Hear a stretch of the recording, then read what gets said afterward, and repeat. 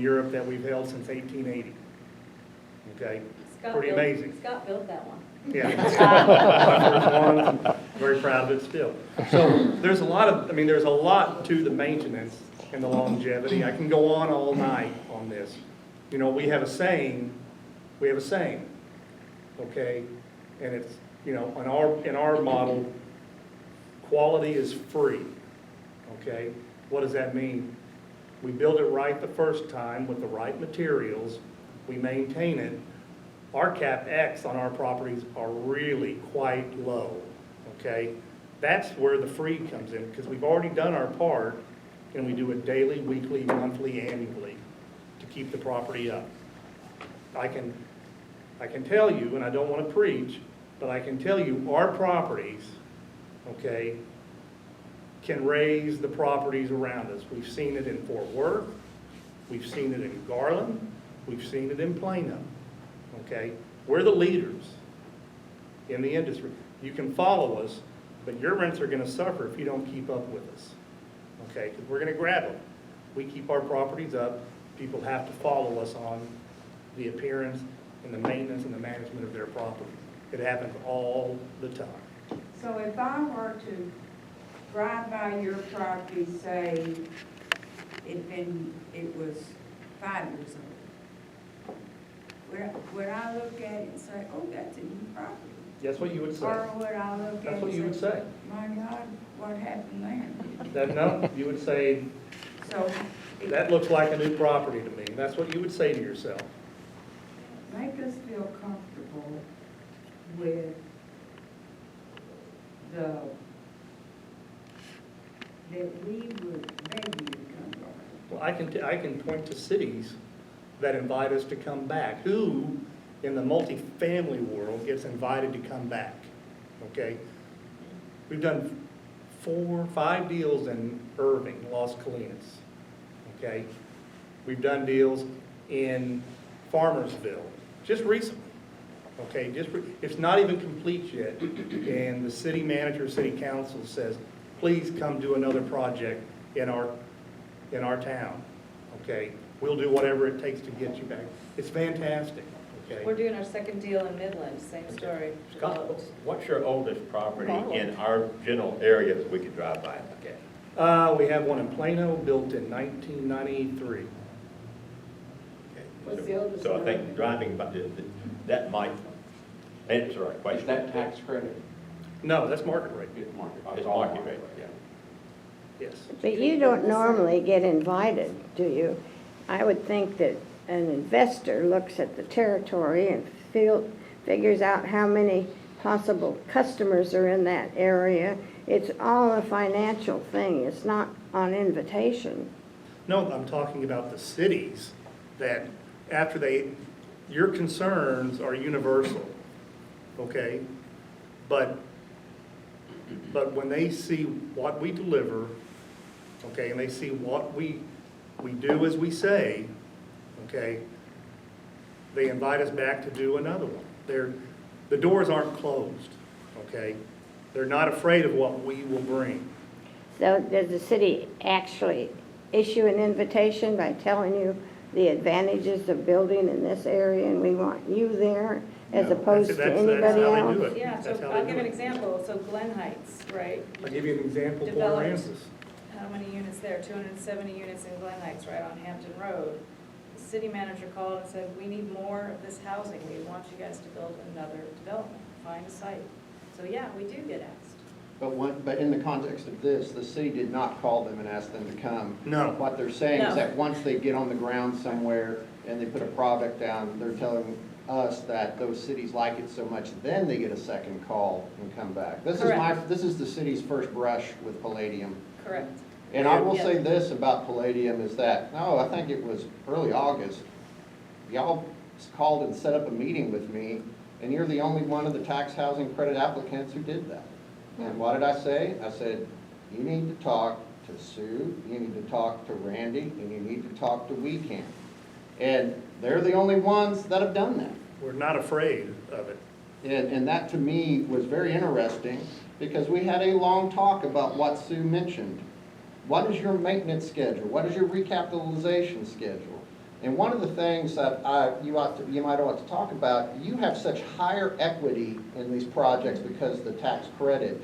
Normally, you know, the note on a project like this is what, 75 to 80% of the project value, sometimes even higher. Right. Yeah. So y'all come in with 70% equity because of virtue of that tax credit, so their note's only 25%. When you own more, first of all, you have less you have to pay in note. And secondly, when it's more yours, you have more incentive to maintain it because it's yours. It's not leveraged to the hilt, and a lot of times these guys build stuff that leverage to the hilt and they flip it immediately to try to get out for the ongoing recapitalization costs. They try to maximize their take from the property. This is a little bit different model, and you might want to clarify that. That's my independent research. They didn't tell me that. Pretty factual. You did a great job. Couldn't So, say that any so better. how do you get tax credit in a certain location versus market rate? That, so like Blue Danube, how did it? Why is that not, you know, it's interesting because I think market rate developers have looked at that site. It's on the small side, okay? So most market rate developers are not gonna build on 6 acres. But the tax credit program works very well with 120 units and less. So, and it's a great site.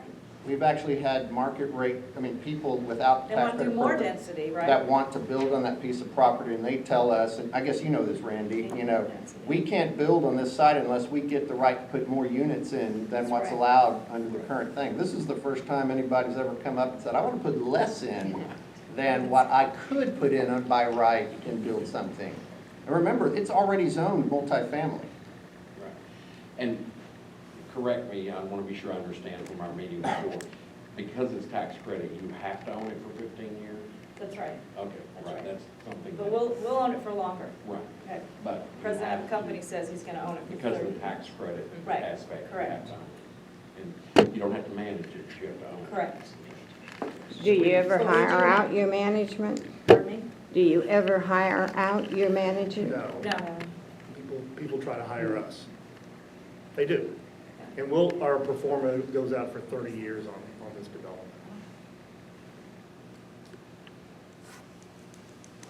So, but, you know, we're here, we want to be here. It's not like we're coming in bashfully or in the dark or, hidden. We want you all to know us, and we've been coming here since August to get us familiar with Arlington. We watched what played out in Arlington last year on TV, and we said, boy, we can do better than that, and that's what we want to do. Arlington Have you knows talked- that it needs, Have you talked to Arlington the needs, school district yet? yes, Okay, I have. and what are they telling you? 'Cause They're all three waiting. of those schools are at capacity. Yes. We had a very good conversation. They didn't have any problem with, of course, the senior project. As it relates to the Blue Danube project, I'm Linda Brown, by the way. And Scott Johnson is the vice president, actually, he's the president over the entity that handles all the construction for Palladium. He is Palladium's representative today. Anyway, so I talked to her about the Blue Danube project and the family, and I know that the bond program was just approved in November. We talked about the changes that are going to be occurring in the schools there that we had already identified.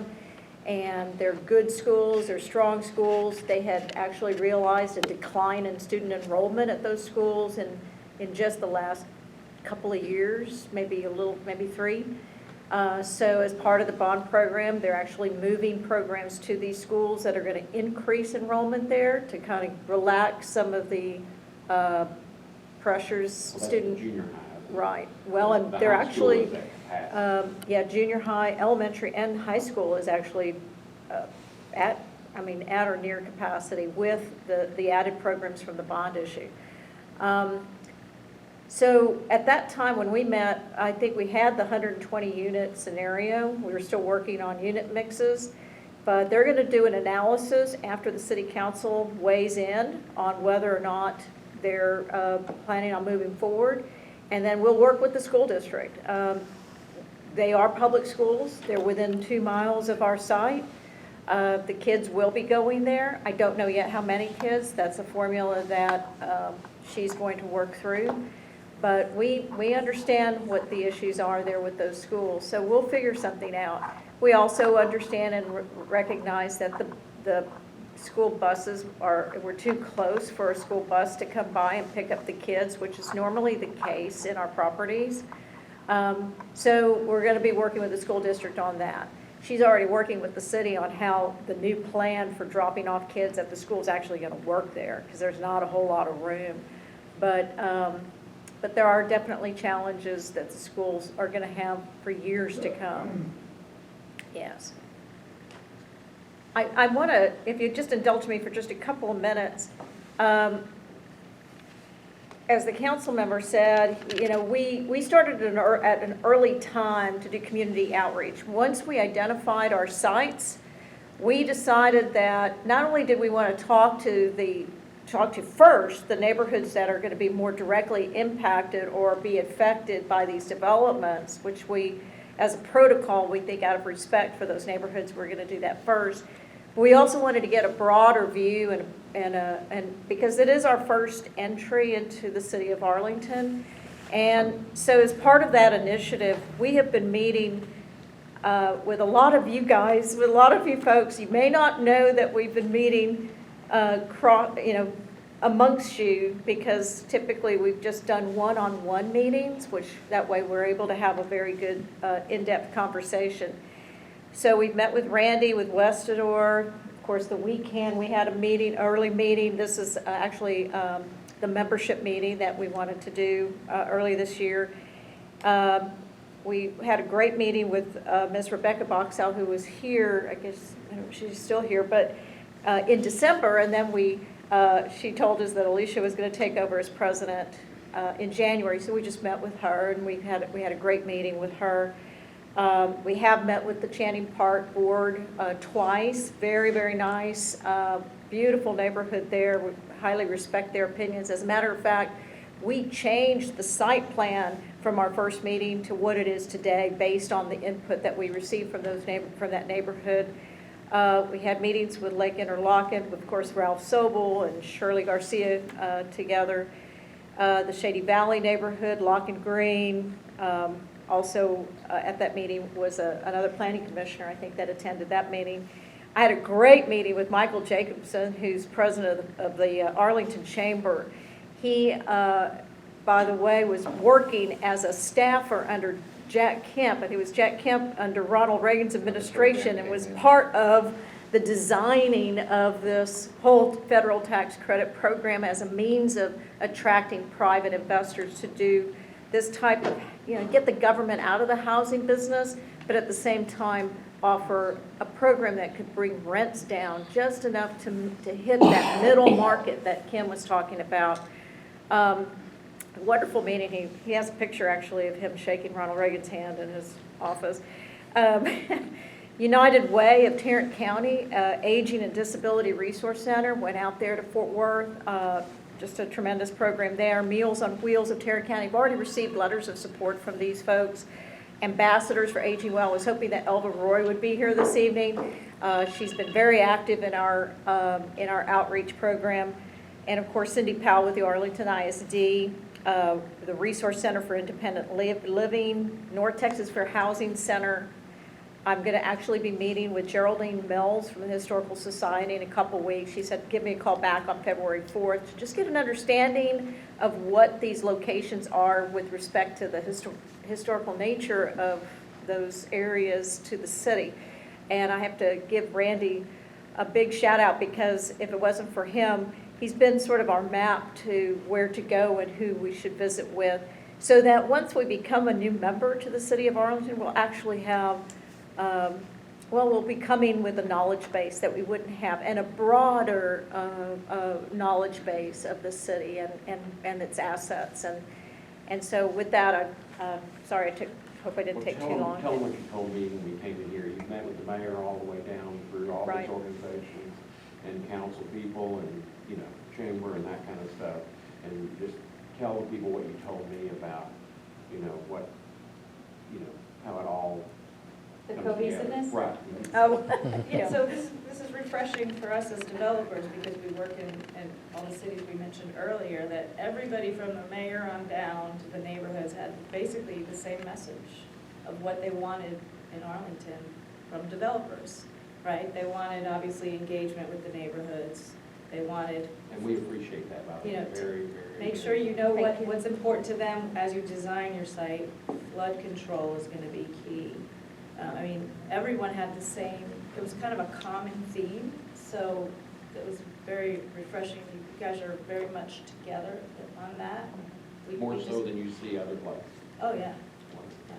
oh yes, Arlington, I can tell you in all of the meetings that I've been involved in, and Kim with the council, Arlington actually has one voice on, and has, seems to have come together on prioritizing citywide issues, that if it affects me, I know it could affect the next neighborhood down the stream, or, and so we don't get that, we've done projects in Dallas. I used to work for the city of Dallas. It's a very segmented city. What's